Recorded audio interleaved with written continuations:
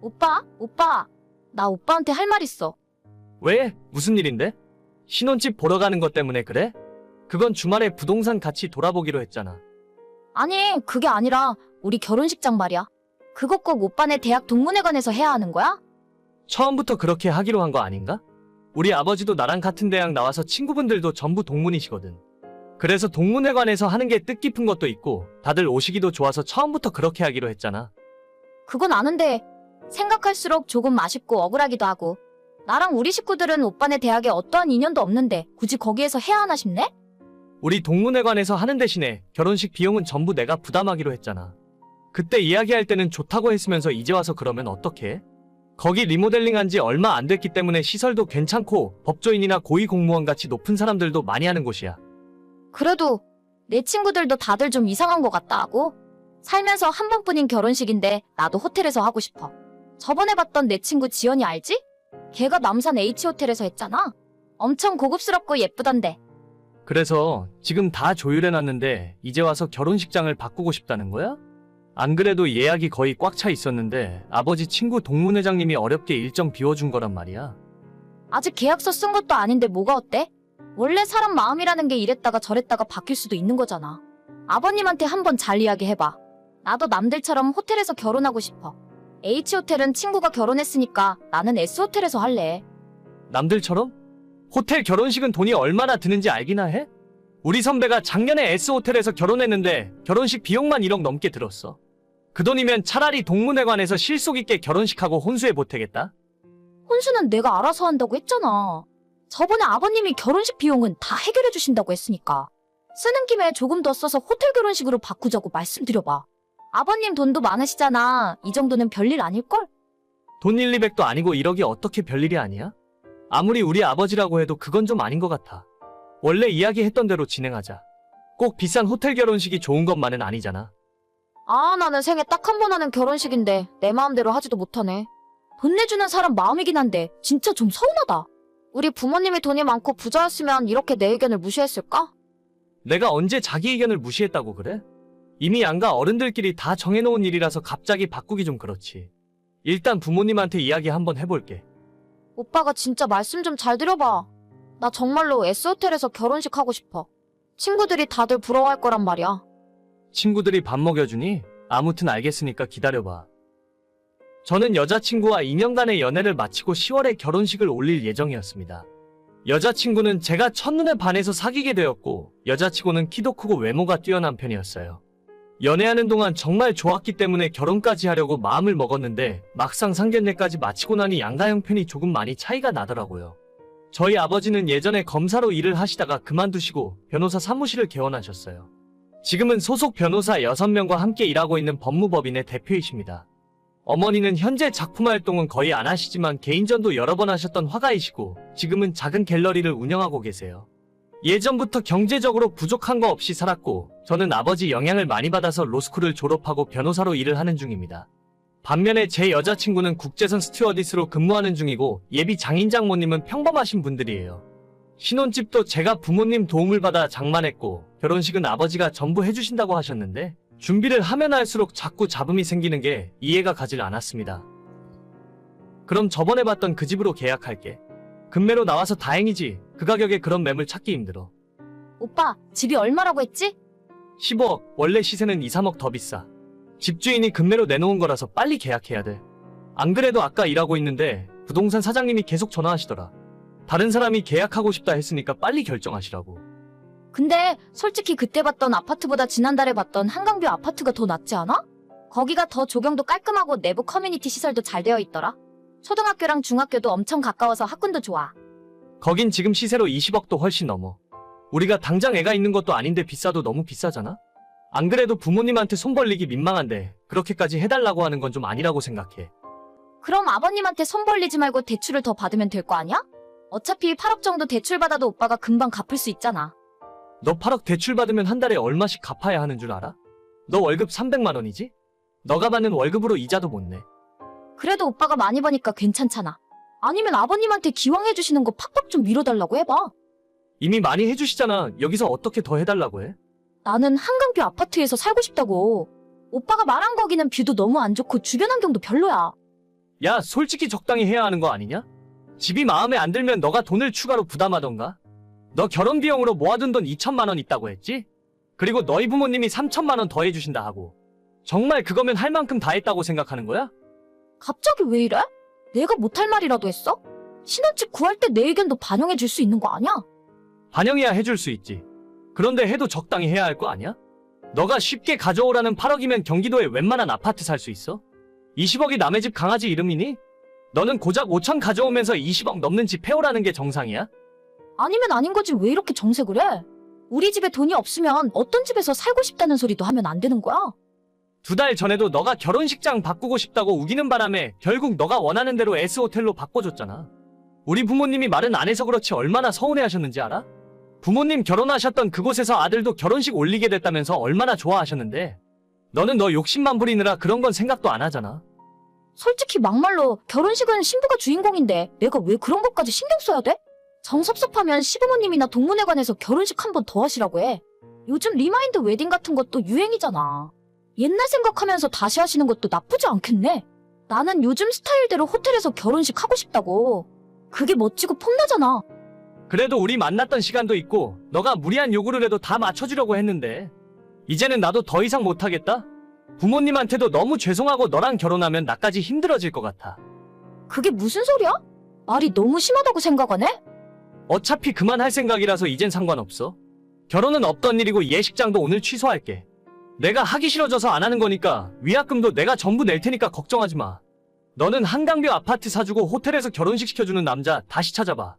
나는 도저히 능력이 없어서 너 같은 여자는 감당 못하겠다. 오빠 진짜 진심이야? 이 정도도 못하면 여자 만날 생각하면 안 돼?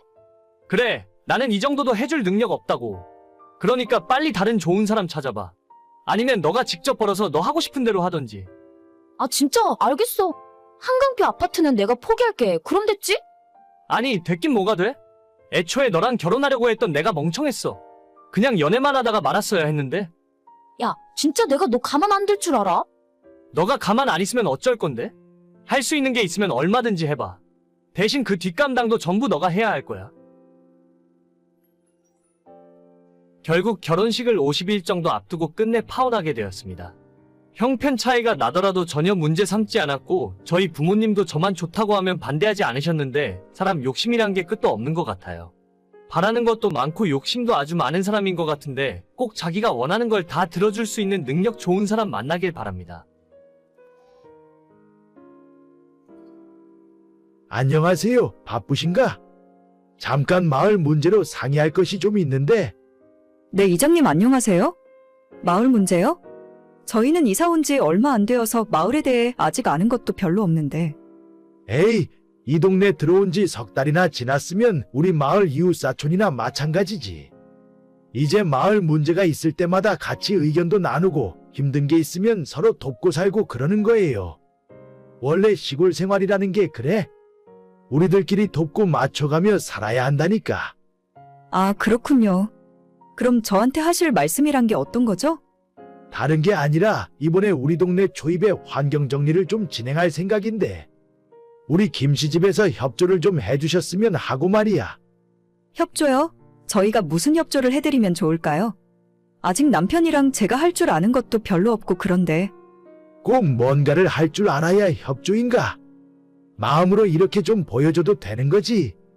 마음이라면 어떤 걸 말씀을 하시는 건지. 아니, 이번에 길도 새로 정비를 하고 주변에 꽃도 좀 심으려고 하거든. 아직 김씨네가 이 동네 이사와서 제대로 신고식을 안 했잖아.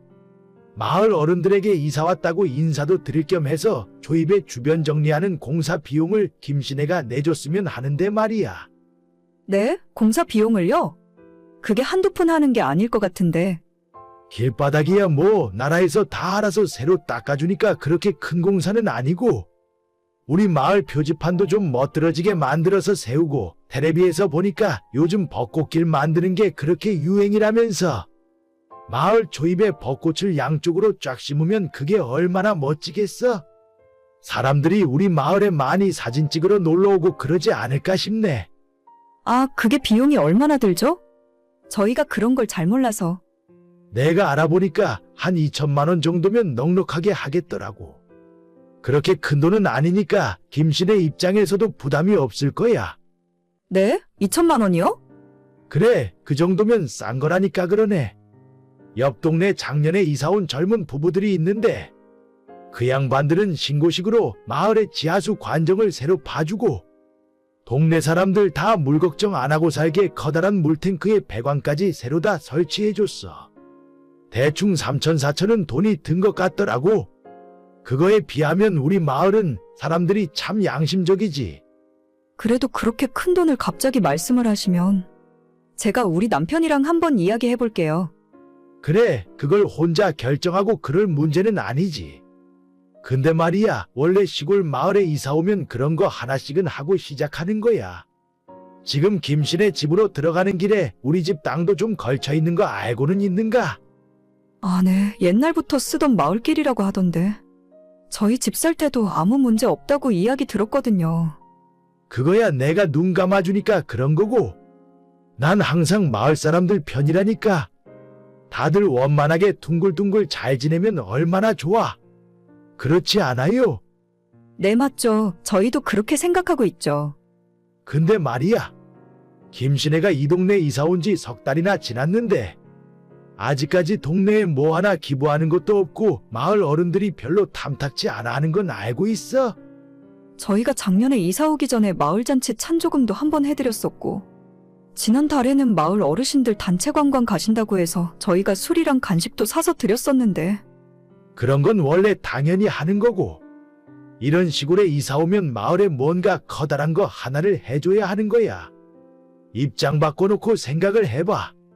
우린 이 마을에서 50년, 60년 그 이상을 쭉 살아왔는데 갑자기 굴러 들어와서 집 짓고 이웃이라고 하면 우리가 그걸 어떻게 받아들이겠냐 이 말이지. 그런가요? 저희는 그렇게까진 생각을 안 해봐서. 아무튼 남편이랑 이야기를 한번 해볼게요.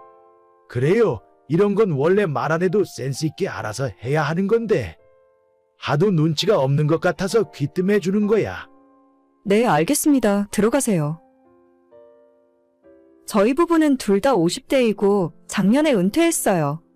평생 자영업을 했었는데 두 아이들을 대학까지 졸업시켜놓고 시골에 내려와 살고 있습니다. 전원주택 생활은 저희 부부의 오랜 꿈이었고 도시에서 30년 동안 치열하게 장사를 하며 살았으니 노후는 편안하게 살고 싶은 마음뿐이었어요. 남편 고향 근처에 300평 정도의 땅을 구입해서 집을 짓고 작은 텃밭을 꾸리고 꿈에도 그리던 전원 생활을 시작했지만 현실은 만만치 않더라고요. 저는 시골에서 살면 병원이 멀고 마트가 한참 떨어져 있고 이런 불편함만 생각했었는데 막상 들어와 살아보니 사람이 가장 큰 스트레스였습니다. 허구한 날 이런저런 명목으로 돈을 내놓으라 요구를 해서 처음엔 좋은 게 좋은 거라고 달라는 대로 협조해주긴 했었죠.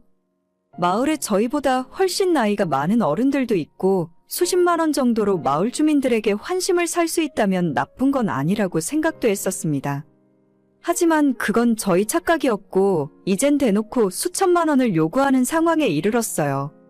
아무리 우리가 돈이 많다고 해도 그런 돈은 절대 줄 생각 없었고 남편에게 이야기했더니 당연히 그냥 무시하자더군요. 하지만 그 일 때문에 TV에서 뉴스로만 보던 그런 일을 저희가 겪게 될 줄은 몰랐습니다. 저기 이장님, 저희 집에 들어오는 진입로를 이장님이 막으셨나요? 응? 아, 그거 말이야. 내가 막았지. 내 땅이니까. 아니, 저희가 집 살 때 분명 마을길이라고 아무 문제 없다고 들었는데요. 그래, 그건 난 모르겠고. 그동안 내 땅 공짜로 내어주고 있었는데 앞으로는 좀 힘들어질 것 같아. 저희가 저번에 말씀하신 마을 일에 협조를 안 해서 이러시는 건가요? 아니 뭐 꼭 그런 것 때문에 이러는 건 아니지만 그쪽에서 우리 마을에 뭔가 내놓을 생각이 없는데 우리도 마찬가지지. 그래도 그렇지 길을 막으시면 어떻게 해요? 저희가 2천만 원이나 하는 큰 돈을 갑자기 구할 수도 없는데. 차는 엄청 좋은 거 타고 다니시더만. 아무튼 나는 모르겠고 마을 지하수도 지금 마음대로 쓰고 있지. 그거 오늘 이따가 막을 테니까 물은 사다 먹던지 마음대로 해. 물까지 잠그신다고요? 이거 불법인 거 모르세요? 어차피 이 마을 지하수 관정은 나라에서 뚫어줬잖아요. 그래, 그럼 나라의 이야기를 해보든가. 우리는 이 마을에서 수십 년 동안 이렇게 살았어. 어디 맘대로 해보라고. 정말 대단하시네요. 이 동네에 집 짓고 딱 넉 달 정도 살았습니다. 지금은 그냥 짐 빼고 다시 이사했어요. 시골로 이사하면서 원래 살던 도시에 아파트를 전세 줄까 하다가 조금 오래된 것 같아서 짐 빠진 김에 리모델링을 하고 있었거든요. 그냥 시골에서 짐 빼고 다시 도시로 올라왔습니다. 그 동네에 땅 사고 집 짓느라 저희도 나름대로 돈 많이 썼는데 너무 아깝더라고요. 그래서 그 집은 지금 저희 아이들과 주변 지인들에게 무료 별장으로 다 빌려주고 있어요. 매주 주말마다 사람들이 대여섯 명씩 내려가서 마당에 노래 틀고 새벽까지 큰 소리로 시끄럽게 고기 구워 먹고 술 먹고 놀다가 올라옵니다. 얼마 전에 이장이 저희 집 너무 시끄럽다며 조용히 해달라고 하길래 난 이제 그 집에 살지도 않고 사람들 주말에 내려가서 스트레스 푸는 거니까 신경 쓰지 마시라고 했죠. 평생 남편과 시골에서 사는 꿈을 꾸고 살았는데 단 넉 달 만에 꿈에서 깰 줄은 몰랐습니다. 이번 주말에도 아들이 친구들 6명을 데리고 내려가서 놀다 올 거라 하더라고요. 요즘 날씨도 좋아져서 마당에 텐트 치고 새벽까지 술 먹고 노래 부르고 춤추고 놀 거라 하네요. 시골에는 이제 미련도 없고 언제든지 내려가서 고기 구워 먹고 놀다가 올 수 있는 별장 하나 생겼다고 마음먹으니 속이 편한 것 같아요. 그 못된 동네 사람들이 시끄럽고 밤에 잠 못 자는 건 제가 신경 쓸 일은 아니네요. 여보, 혹시 당신 오늘 내 지갑 만진 적 있어? 아니, 내가 당신 지갑을 왜 만져? 무슨 일인데? 뭐 없어지기라도 했어? 아니, 내가 오늘 시댁 내려가기 전에 어머님, 아버님 용돈 드리려고 50만 원 현금을 뽑아놨었거든. 봉투가 마땅한 게 없어서 일단 지갑에 현금채로 넣어놨는데 아까 나오면서 어머님 용돈 드리려고 하니까 돈이 좀 비더라고. 그래서 30만 원밖에 못 드렸어. 나는 지금까지 당신 지갑에 손을 대본 적이 없지.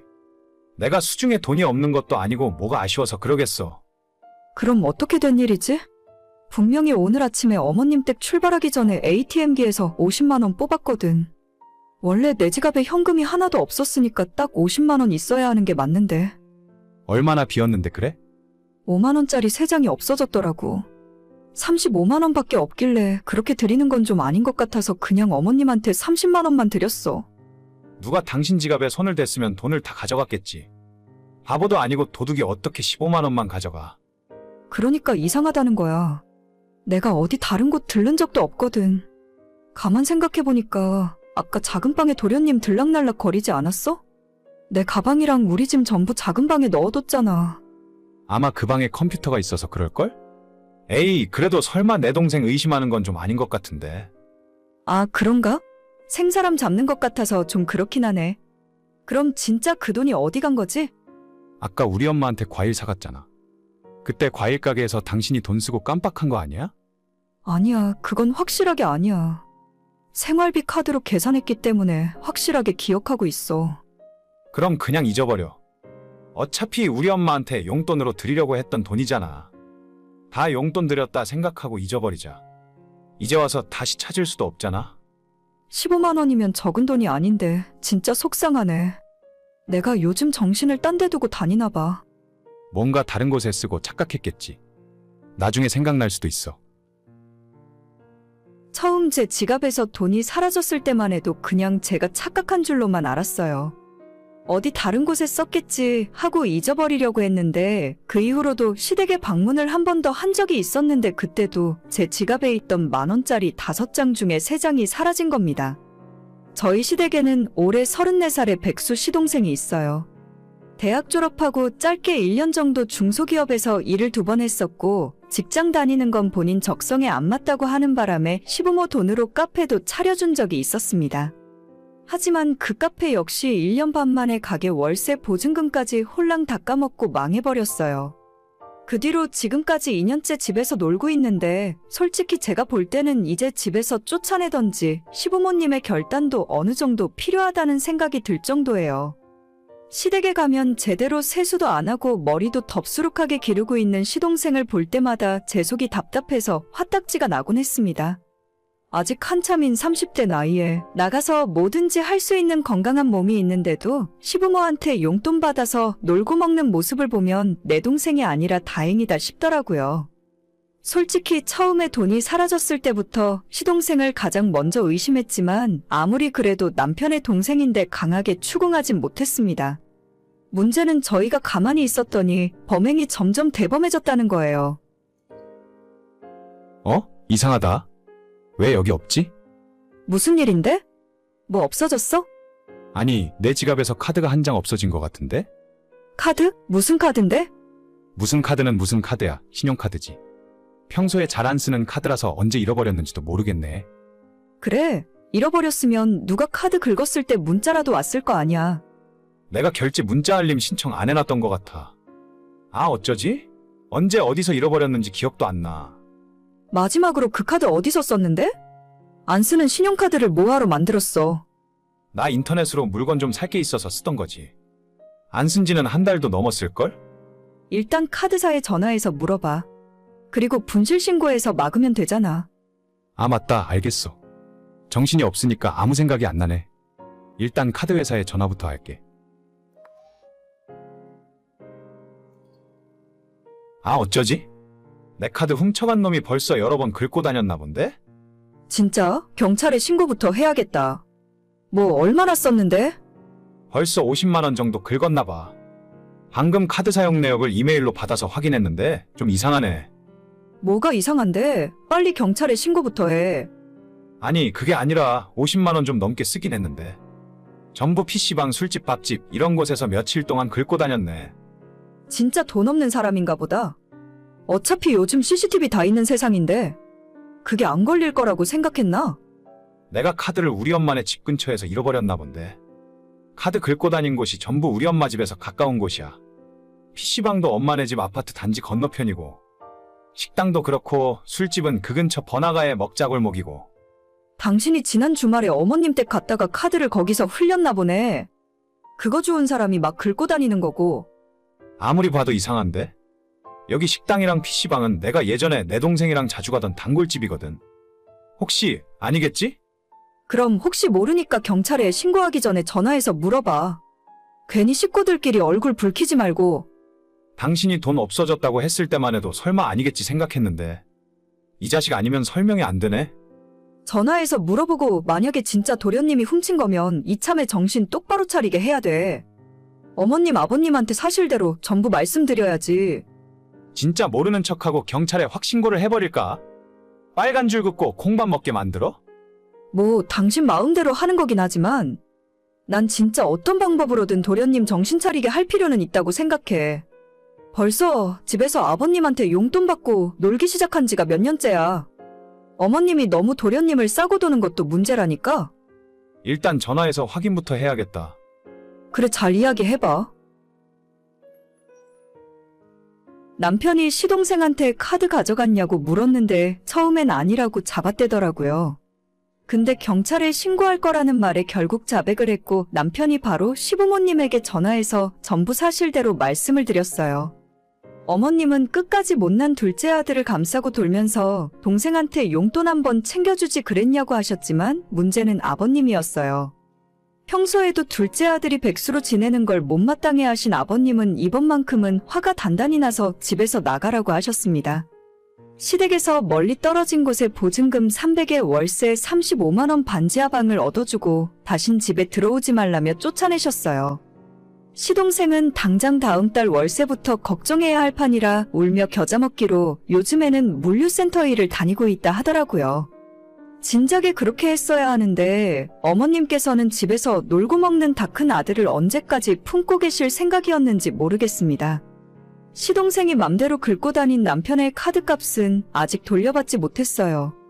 자기가 일해서 월급 받으면 매달 10만 원, 20만 원씩 갚겠다고 하네요. 제 지갑에서 가져간 돈도 20만 원이 조금 넘는데 그 돈 훔쳐간 건 끝까지 자기가 아니랍니다. 이제 와서 증거도 없고 뭐라고 해봤자 어쩌겠어요. 용돈 줬다고 생각할 테니까 진짜 정신 좀 차렸으면 좋겠습니다. 내 동생이었음 진작 가만 안 뒀을 거예요.